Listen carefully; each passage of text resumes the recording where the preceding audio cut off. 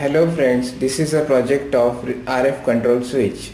By using this project, we can operate home appliances cordlessly. Here we have used two circuits. First one is the transmitter circuit and another is the receiver circuit. Transmitter circuit consists of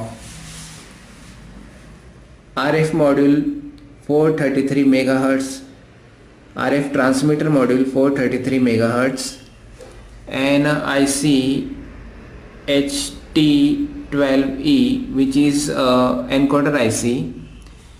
This IC is used to encode the signal and the RF module is used to transmit the encoded signal.